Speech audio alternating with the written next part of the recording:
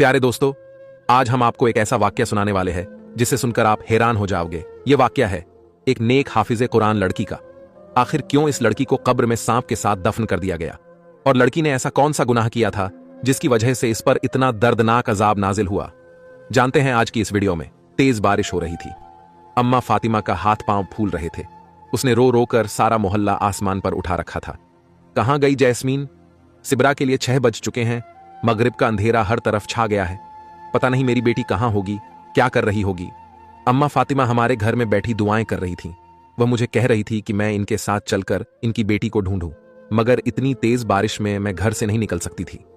अम्मा फातिमा ने कहा, बारिश रुकने दो, फिर चली जाना। अम्मा सारा की नजर भी तेज नहीं थी कि वह अकेले जा सकती। बेचारी लाठी के सहारे चलती थी। बेबसी में इसका कोई सहारा भी नहीं था। मेरे पास ही अपने हर मसले लेकर आती थी। 6:30 रहे थे। बारिश रुक चुकी थी। मैंने घर से बड़ी टॉर्च ली और अम्मा फातिमा को साथ लेकर घर से निकल पड़ी। इतने में दरवाजा खुलने की आवाज आई। बड़ौस वाले अब्दुल चाचा मस्जिद जा रहे थे। हम दोनों को यूं अंधेरे में घर से निकलता देखकर परेशान हो गए और पूछने लगे, तुम लोग इस वक्त कहां जा रहे हो? अम्मा फातिमा रोते हुए बोल ली, बेटा क्या बताऊं, मेरी बेटी आज मदरसे से वापस नहीं आई। मैं इसके लिए सख्त परेशान हूं। मैं इसके बिना अकेली जा भी नहीं सकती। इस बेटी को लेकर मदरसे वालों के पास जा रही हूं। दुआ करो मेरी बेटी मिल जाए। अम्मा फातिमा रो रही थी। अब्दुल चाचा ने जब यह सब कुछ देखा तो वह भी हमारे साथ चलने को तैयार हो गए। मैंने खुदा का शुक्र अदा किया। अंधेरे में तो मुझे भी डर लग रहा था। अब्दुल चाचा भी हमारे साथ हो गए। थोड़ी ही देर के बाद हम मेन सड़क पर थे। सड़क के आसपास लंबी लंबी घास उगी हुई थी। मौसम बहुत सुहाना था, मगर हमारे सर पर इस खुशगवार मौसम का कोई असर नहीं था, क्योंकि हम दोनों को, बल्कि हम तीनों को जैस्मीन की फिक्र खाई जा रही थी कि तभी कानों में हल्की हल्की चीख की आवाज पड़ी। लग रहा था कि कोई धीरे धीरे रो रहा है। अम्मा फातिमा की नजर तो बहुत कमजोर थी, मगर कान बहुत तेज थे। कहने लगी, मुझे अपनी बेटी के रोने की आवाज आ रही है। यहीं रुक जाओ और रोशनी इधर उधर डालो। देखो मेरी बेटी यहां पर बैठी रो रही है। अम्मा फातिमा की बात सही थी। हम लोग रुक गए। मैंने टॉर्च की रोशनी जब घास पर डाली तो मेरे कदमों तले से जमीन ही खींच गई। क्या देखती हूं कि सामने जैस्मीन पड़ी है। इसके चेहरे से खून बह रहा था और हालत भी कुछ ना मुनासिब सी थी। इसे देखकर मेरी भी चीखें निकल गई। मैंने इसे जिस हालत में देखा था वह बहुत दर्दनाक और दिल दहला देने वाली हालत थी। वह जमीन पर यूं पड़ी थी जैसे कोई जानवर का बच्चा होता है। यह देखकर अम्मा फातिमा ने चीखना चिल्लाना शुरू कर दिया, हाय, किसने मेरी बच्ची की यह हालत कर दी? मैं कहां जाऊंगी अपनी जवान बेटी को लेकर? किससे हिसाब मांगूंगी? सच बता, मेरी बेटी किसने यह सब कुछ किया है? अम्मा फातिमा अपनी बेटी को छोड़ते हुए बोली, अम्मा कुछ भी तो नहीं हुआ। तुम्हारी बेटी को हो सकता है कि किसी ने गाड़ी से टक्कर मार दी हो। नहीं, मैं यह नहीं मान सकती। अम्मा फातिमा जोर जोर से चिल्लाने लगी थी। वह इतना रोई कि इसका गला बैठ गया था। मुझे तो समझ नहीं आ रहा था कि मैं क्या करूं। अब्दुल चाचा ने गांव से कुछ लोगों को बुला लिया जो चारपाई लेकर आए। यूं जैस्मीन को घर ले जाया गया। मैंने सोचा था कि शायद इसका इलाज किया जाएगा, मगर उसने तो रास्ते में ही दम तोड़ दिया। जब घर जाकर इसकी लाश को हाथ लगाया तो वह बिल्कुल ठंडी हो चुकी थी। अम्मा फातिमा रोने लगी, कहने लगी, मैं कितनी बदनसीब मां हूं जिसकी हाफिज कुरान बेटी के साथ इतना बड़ा जुल्म हो गया और वह कुछ भी ना कर सकी। मोहल्ले के सभी लोग इकट्ठे हो गए थे। सबको पता चल गया था कि अम्मा फातिमा के हाफिज कुरान बेटी जैस्मीन के साथ बहुत बड़ा हादसा हो गया है, मगर लोग अजीब अजीब बातें कर रहे थे। कोई कहता कि इसकी बेटी ने खुद ही कुछ किया होगा, तो कोई कहता हाफिज कुरान होकर अगर यह हादसा हुआ है तो इस लड़की ने जरूर कोई गुनाह किया होगा। गरज यह है कि जितने मुंह उतनी बातें, मगर अभी असल मामला तो पीछे था। वह रास्ता जिस पर से पर्दा उठना अभी बाकी था। अम्मा फातिमा को तो रो रो कर बुरा हाल हो गया था। उसने मुझसे कहा, बेटी, मेरे दिल में एक बात है जो मैं तुमसे कहूंगी, और यह मेरी बेटी की आखिरी ख्वाहिश भी थी। मैं नहीं जानती थी कि वह कभी इस दुनिया से अकेली चली जाएगी। अगर पता होता तो मैं उसके साथ अपना रवैया अच्छा रखती। अब इसकी आखिरी ख्वाहिश तो पूरी कर दूं। अगर नहीं की तो खुद को गुनाहगार समझूंगी। मैं अपनी बेटी को कफन में नहीं, इसके कुर्ते में दफनाऊंगी। अम्मा फातिमा ने एक सफेद फटा सा कुर्ता मेरे सामने कर दिया। यह क्या है अम्मा? मैंने पूछा। यह उसका वह कुर्ता है जिसमें मेरी बेटी नमाज पढ़ा करती थी। वह कहती थी कि यही कुर्ता है जिसे पहनकर मैं अल्लाह से मिलना चाहती हूं। इसका मतलब क्या इसे अपनी मौत का पहले से ही पता था? अम्मा फातिमा अपनी बेटी को बहुत पाक समझ रही थी, मगर ऐसा नहीं था। बाहर के लोग जो बात कर रहे थे उन्हें सुनकर इंसान कानों को हाथ लगाए। मेरे लिए अम्मा फातिमा की परेशानी तो ना काबिले बर्दाश्त हो रही थी, मगर क्या करती, उनकी बेटी को वह कुर्ता पहनाना था। मैं और मेरी मां ने जब अम्मा फातिमा की बेटी को गुस्ल देने का इरादा किया तो हम पर ऐसे कई राज खुले जिन्होंने हमारा दिल दहला दिया। हमने बड़ी मुश्किल से अम्मा फातिमा की बेटी को गुस्ल दिया। हालांकि वह हाफिज कुरान थी, मगर इसकी मैयत के साथ यह मामला होना हमारी समझ से बाहर था। मैं तो सोच भी नहीं सकती थी कि कभी किसी हाफिज कुरान और नमाज की पाबंद लड़की की मैयत के साथ ऐसा हो सकता है। मेरे जहन में खौफ ने डेरे डाल दिए थे। मैं सोचने लगी थी कि क्या मुझे कुरान हिफ्स करने से बाज आना चाहिए, क्योंकि जो इंसान कुरान हिफ्स करने के बाद भी अपनी गलतियों से बाज न आए तो उसके साथ अल्लाह ताला जो मामलात करता है वह मैंने अपनी आंखों के सामने देख लिया था। मगर मैं अम्मा फातिमा का दिल नहीं दुखाना चाहती थी। मैंने चुप रहने का फैसला किया, मगर लोग कहां चुप रहने वाले थे। लोगों की तो जुबानें थीं और वे कुछ भी कहने से नहीं चूकते थे। मोहल्ले की एक औरत ने लाश को देखकर एक अजीब बात कही थी। अम्मा फातिमा को रोता देखकर उसने जो फिक्रा कसा था वह इज्जते नफ्स को मजरूह करने वाला था। बोली, क्या अम्मा फातिमा, तुमने तो अपनी बेटी की पारसाई की सफाई दी थी, लेकिन अगर तुम्हें इतनी ही पारसाई लगती है तो तुम इसकी लाश का पोस्टमार्टम क्यों नहीं करवा लेती? तुम्हें साफ समझ आएगी कि तुम्हारी बेटी के साथ क्या हुआ है। किसी गाड़ी ने टक्कर मारी है या फिर।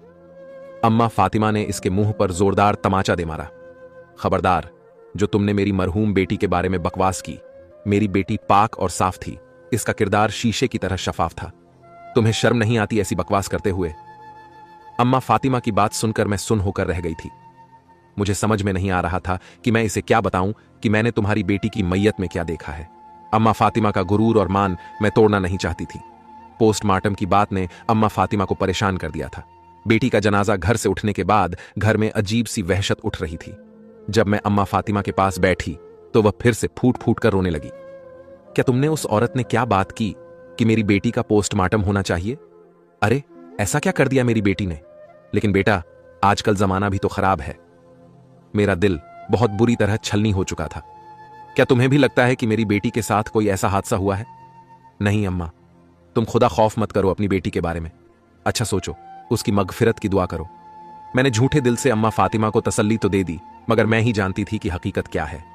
पर मुझे क्या पता था कि यह राज कभी भी छुप नहीं सकता, क्योंकि जब अम्मा फातिमा की बेटी को कब्र के अंदर दफनाने लगे तो जो भी कब्र खोदते उसके अंदर सांप निकलता था। लोगों ने जैसे तैसे करके अम्मा फातिमा की बेटी को उसी कब्र के अंदर ही दफना दिया जिसके अंदर सांप था, और उसे सांप के साथ ही दफन कर दिया। और मैं तो सोच भी नहीं सकती थी कि कब्र में दफनाने के बाद मां के साथ वह होगा जो आज तक किसी ने दुनिया में होते हुए नहीं देखा होगा। ना ही किसी की कब्र पर ऐसा कोई मंजर देखा गया जो कि सिबरा पर देखा जाने वाला था। मैयत को दफनाने के बाद फातिमा बीवी बुरी तरह से बेचैन थी।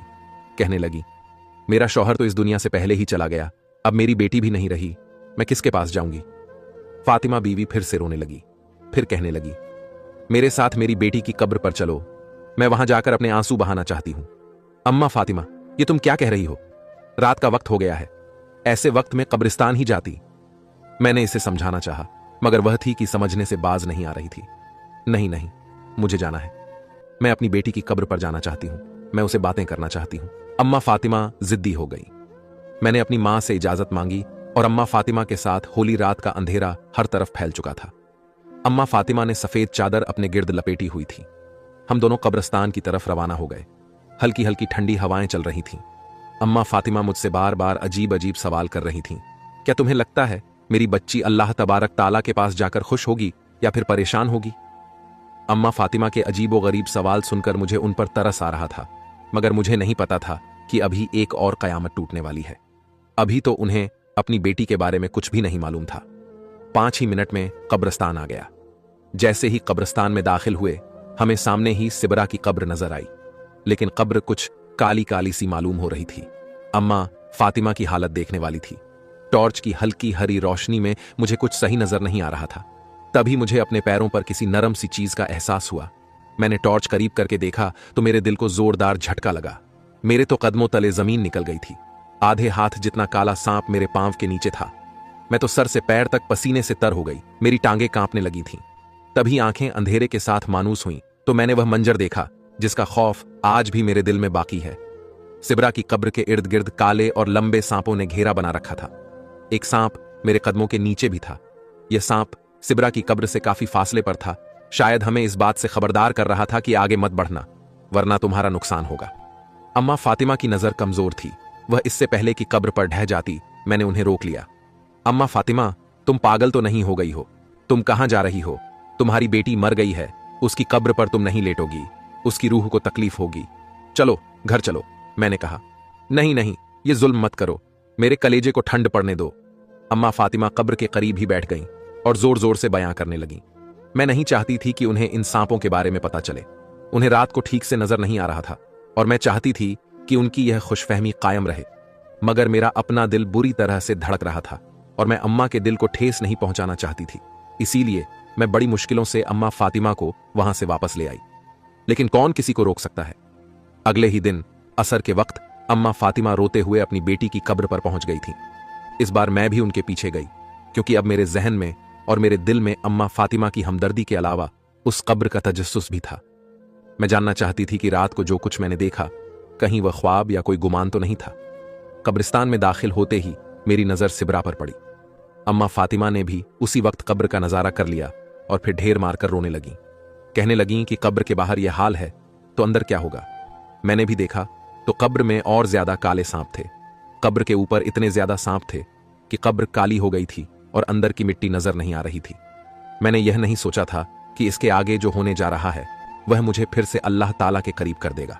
मगर सवाल तो यह था कि एक हाफिज कुरान लड़की से ऐसा क्या गुनाह हुआ कि वह इस दुनिया में इस तरह जलील और रुस्वा होकर अल्लाह तबारक ताला के पास गई। फिर इसकी कब्र का भी पर्दा न रहा। इसके ऊपर भी सांप आकर इस कदर जमा हो गए कि किसी में हिम्मत नहीं हो रही थी कि इसकी कब्र के करीब भी जाए। मेरे लिए सब कुछ देखना मुश्किल था, मगर अम्मा फातिमा तो मां थीं।